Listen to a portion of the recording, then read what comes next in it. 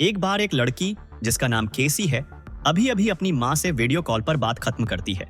तभी अचानक दरवाजे पर जोर से दस्तक होती है। केसी सोचती है कि शायद उसका पार्सल आ गया है और बिना सोचे दरवाजा खोल देती है।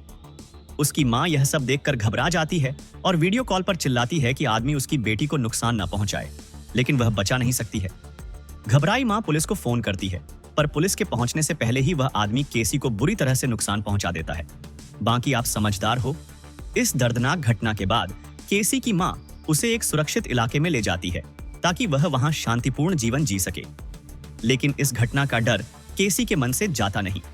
हर छोटी सी आहट सुनते ही वह अपने बिस्तर के पास रखी चाकू उठा लेती है और देखती है कि कहीं कोई अंदर घुस तो नहीं आया। एक बार जब हवा से खिड़की हिली और आवाज आई तो उसकी माँ का दिल टूट गया, लेकिन वह जानती थी कि यह डर अब सिर्फ केसी ही अपने अंदर से निकाल सकती है। समय बीतने के साथ फोटोग्राफी की शौकीन केसी ने एक नई आदत पाल ली, दूसरों को चुपचाप देखना। वह अक्सर अपने कैमरे से पड़ोसियों की तस्वीरें खींचने लगी, लेकिन उसे अंदाजा भी नहीं था कि उसकी यही आदत उसे एक खतरनाक रहस्य के करीब ले आएगी। वो रहस्य क्या है, आगे पता चलेगा। पड़ोसी जैक, जो कि एक मैकेनिक है और मरम्मत की दुकान से आने वाली आवाजों से उसकी पड़ोसी मिसेस किम परेशान थी। वह जैक से कहती हैं कि अगर उसने दुकान बंद नहीं की तो वह पुलिस में शिकायत कर देंगी। उनके बीच झगड़ा इतना बढ़ गया कि किम की भतीजी और दूसरे पड़ोसी भी वहां आ गए। हालांकि किम ने अपनी भतीजी को तुरंत घर भेज दिया और पड़ोसी को चेतावनी दी कि वह उसकी भतीजी से दूर रहे। केसी यह सब देख रही थी और तभी उसकी नजर पड़ोसियों की तरफ से हटकर अपने कैमरे पर जाती है। वह फिर फोटो खींचने की तैयारी कर रही थी कि वो जैक उसको देख लेता है। केसी तुरंत अंदर आकर फोटो को देखती है और कैमरा वहीं पास रख देती है। घबराई केसी फोन पर किसी की आवाज सुनती है, लेकिन कोई बोल नहीं रहा होता। जैसे ही वह फोन रखती है उसे पता चलता है कि उसका कैमरा अचानक गायब हो गया है। उसे शक होता है कि यह जैक का ही काम है। जब वह अपनी माँ को बताती है तो उसकी माँ इसे ज्यादा गंभीरता से नहीं लेती, लेकिन केसी पुलिस को बुलाती है।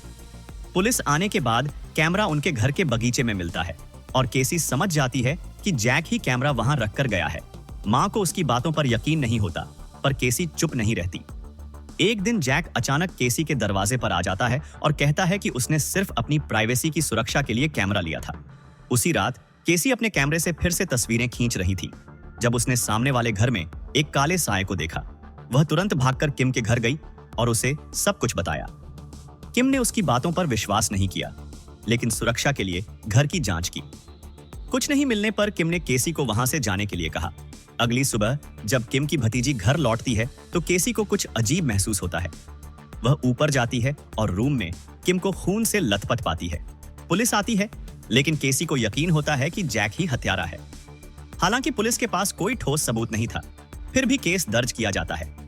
रात को केसी जैक का पीछा करती है और उसे एक बार में देखती है, लेकिन उसे कुछ और ही पता चलता है। जैक किसी और को नहीं बल्कि अपनी दुकान बेच रहा था, क्योंकि किम उसके शोर से परेशान थी। अगली सुबह पुलिस रिपोर्ट बताती है कि किम की मौत उसकी भतीजी से जुड़ी हो सकती है, क्योंकि वह बीमा की लाभार्थी थी, लेकिन उसके पास घटना के समय का सबूत था।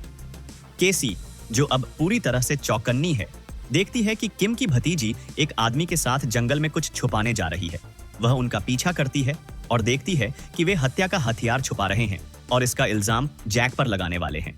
केसी खुद को छिपाकर उनकी हरकतें देखती है, लेकिन तभी एक आदमी बंदूक लेकर आसपास घूमता है। किसी तरह वह बच निकलती है और अपनी माँ को सब बताती है, पर माँ उसे ज्यादा सीरियस नहीं देती। आखिरकार केसी और जैक मिलकर इस साजिश का पर्दाफाश करने का प्लान बनाते हैं। केसी अपने कैमरे से सबूत इकट्ठा करती है और पुलिस को जानकारी देती है। क्लाइमैक्स में केसी अपनी जान बचाने के लिए संघर्ष करती है और आखिरकार पुलिस सही समय पर पहुंच जाती है। जैक पर से सभी आरोप हट जाते हैं और केसी और उसकी माँ चैन की सांस लेते हैं। अगर वीडियो अच्छा लगा हो तो लाइक करके चैनल को सब्सक्राइब जरूर से कर देना। मिलते हैं दूसरे वीडियो में।